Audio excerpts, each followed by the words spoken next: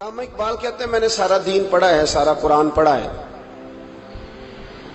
میں نے بنظر غائب جب ساری چیزوں کو دیکھ لیا تو اقبال کہنے لگے میں اس نتیجے پہ پہنچا ہوں کہ مغز قرآن روح ایمان جان دین۔ بھائی اقبال، میں کسی عالم کی بات کرتا تو لوگوں نے شاید رویہ اور اختیار کرنا تھا، وہ لوگ جس پر اکثر مکاتب فکر اعتبار کرتے ہیں۔ اقبال کہنے لگے مغز قرآن روح ایمان جان دین۔ لفظوں پہ غور کریں، مغز یعنی سارے قرآن کا مغز، روح ایمان یعنی ایمان کی روح، اور جان دین یعنی سارے دین کی۔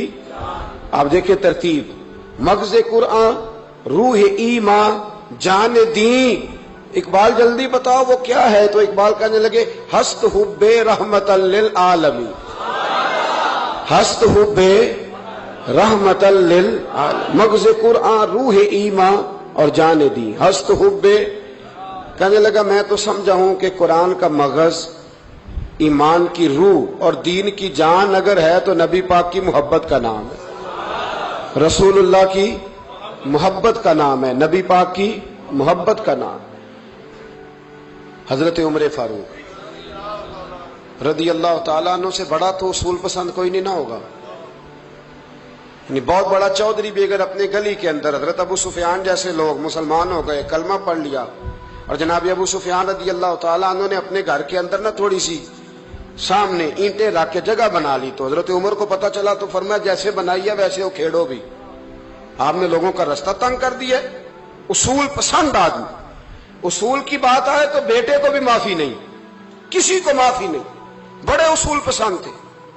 ایک دن لوگوں نے کہا عمر تو بڑا اصول پسند ہے، پر یہ مسجد نبی کی گلی میں جو نبی پاک کے چچا حضرت عباس کا پرنالہ لگا ہوا ہے اور وہ سب لوگوں کے کپڑے کیچڑ سے بھر دیتا ہے، وہ پرنالہ نہیں نظر آتا؟ گلی میں لگا ہے۔ اب تو ہمارے پرنالے اور طرح کے ہیں نا، تو جو حرم شریف میں آپ میزاب رحمت ہے وہ دیکھا نا آپ نے، وہ پرانے زمانے میں جو لوہے کے پرنالے ہوتے تھے، تو وہ واقعی پوری گلی جو تھی نا وہ گزر کوئی نہیں سکتا تھا، اتنا اچھا شاوڑ ہوتا ہی کوئی نہیں تھا جتنا وہ ہوتا تھا، وہ بڑا تگڑا قسم کا پرنالہ ہوتا تھا، تو کوئی شے نہیں گزر سکتی تھی بڑی دیر تک۔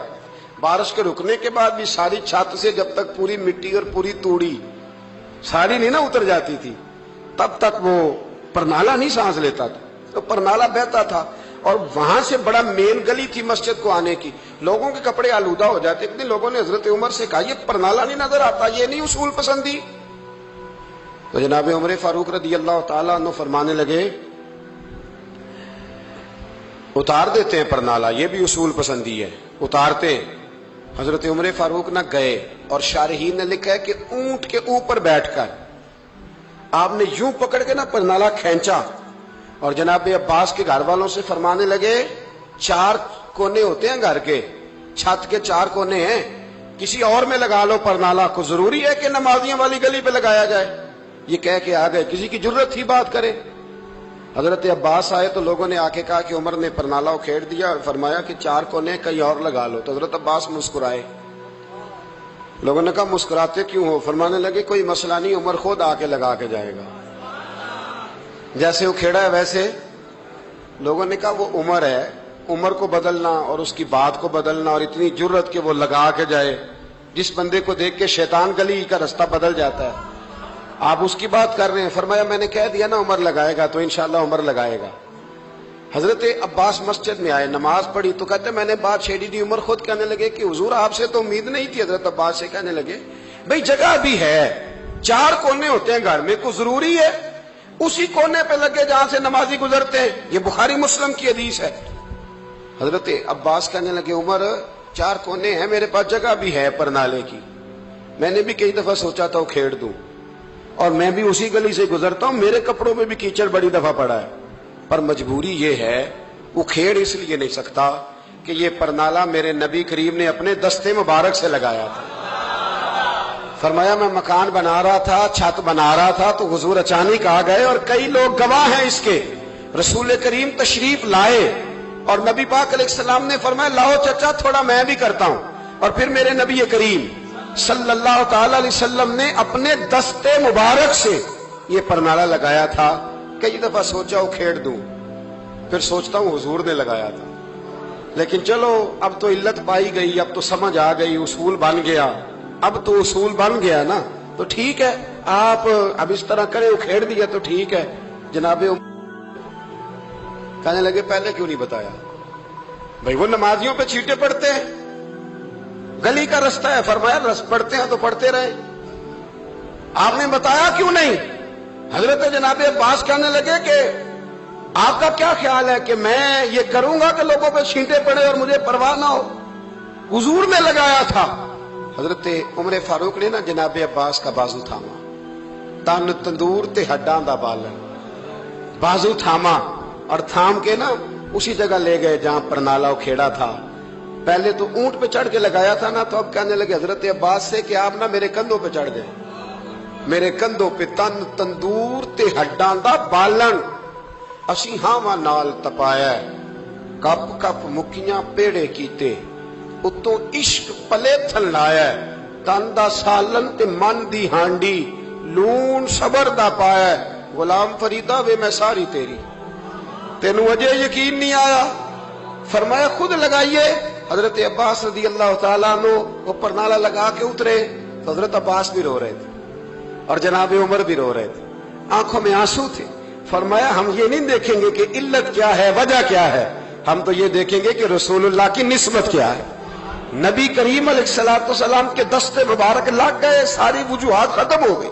अब जिसके कपड़ों में पानी पड़ता है पड़े, जिसको तकलीफ होती है हो, लेकिन चूंकि ये रसूल पाक सल्लल्लाहु अलैहि वसल्लम ने दस्ते मुबारक से लगाया है, तो मिजाज ये है कि जहां बात आएगी जाते रिसालत की, वहां बाकी के कानून छोड़ दिए जाएंगे, वहां बाकी के मामलात छोड़े जाएंगे, वहां तकल्लुफ से निकला जाए। मेरे नबी करीम अलैहिस्सलाम से ना बड़े शुरू में बड़े आगा एक सहाबी थे, हजरत बरा बिन मालिक नाम था, छोटी सी उम्र थी। हुजूर गली से गुजरते ना कभी, तो जज्बा था बड़ा, छोटी उम्र। बाद ने लिखा सिर्फ 14 साल के थे, बाद ने लिखा नहीं 14 तो ज्यादा है, 12 साल उम्र थी। इश्क लगा सी खेड़ा खेड़ दी, 12-14 साल उम्र। असल में ना बच्चों की डायरेक्शन ठीक नहीं, इनकी डायरेक्शन ठीक हो ना तो ये चौकों में खड़े होके मोबाइल पे गेमें ना खेले और माज़अल्लाह मैसेज ना करें, बल्कि ये मस्जिद में बैठ के नबी पाक की नाते सुने। हम ना वो काम कर नहीं सके, मेरे जैसे लोगों ने बड़ी कोताही की जिंदगी में, हम मोहब्बत रसूल का पैगाम बांट नहीं सके। हमने अपनी बीमारियां देखी, अपनी थकावटें देखी, ये देखा कि फलां शहर कैसे जाएं, फलां शहर कैसे जाएं, हम वो काम कर नहीं सके जो हमें करना चाहिए था।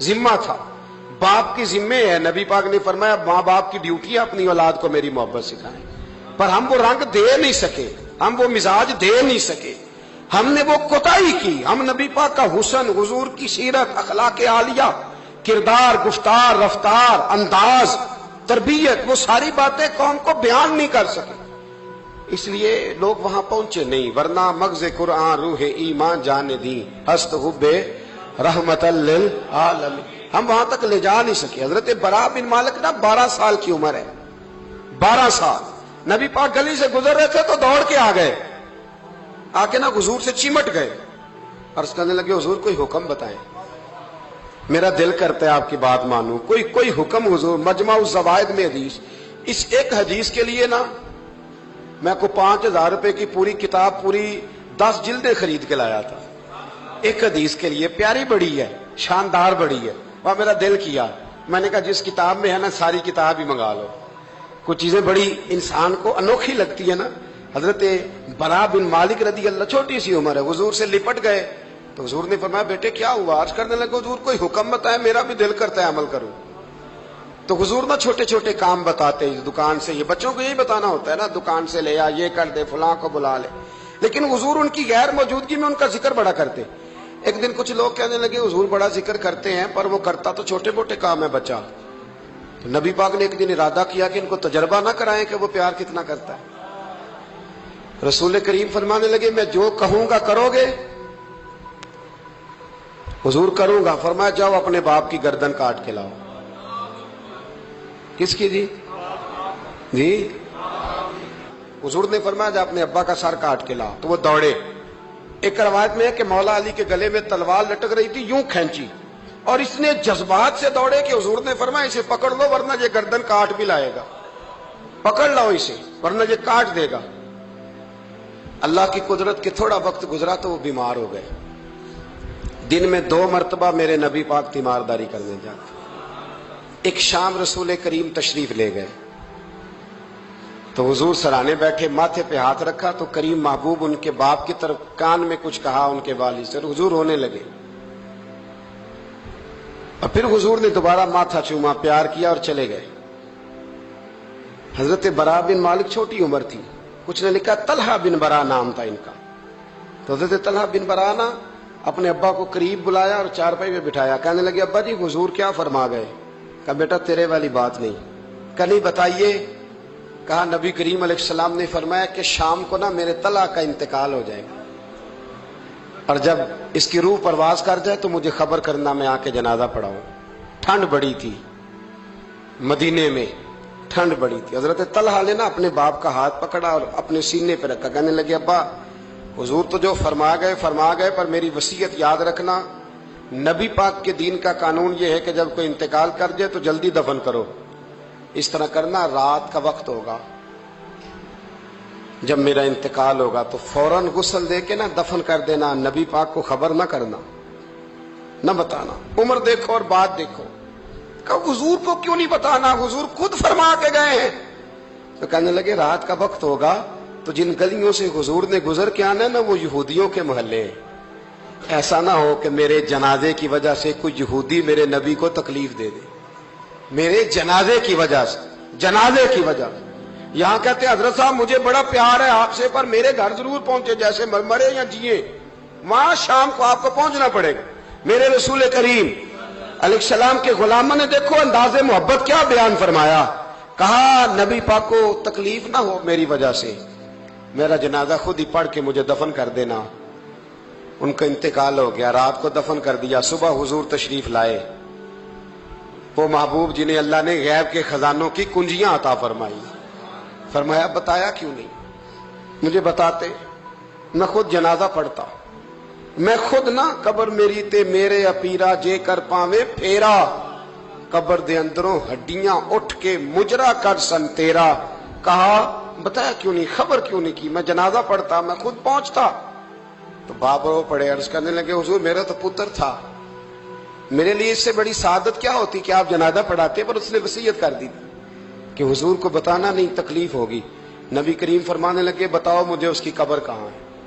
اور یارو غور کرنا، ساری دنیا گنبد خضرا روضہ رسول پہ اور نبی پاک ایک غلام کی قبر پہ تشریف لے گئے، خود نبی کریم گئے، اور آج حضور نے دعا انوکھی فرمائی، فرمایا اے اللہ جب میرا طلحہ تجھ سے ملے نا تو ذرا اس سے مسکرا کے بات کرنا جو تیری شان کے لائق۔ رسول اللہ کی محبت، نبی پاک کی غلامی، رسول اللہ کا پیار۔ اعلیٰ حضرت کہتے ہیں جان ہے عشق مصطفیٰ، روز فضو کرے خدا، او بھائیو جس کو ہو درد کا مزہ وہ نازے دوا اٹھائے کیوں۔ اور اعلیٰ حضرت فرماتے ہیں جلنا تو ہے، کوئی دولت کے لیے جلتا ہے، کوئی شہرت کے لیے جلتا ہے، کوئی اقتدار کے لیے جلتا ہے۔ فرمانے لگے اے عشق تیرے صدقے جلنے سے چھٹے سستے، جو آگ بجھا دے گی وہ آگ لگائی ہے، جو ساری آگ بجھا دے گی وہ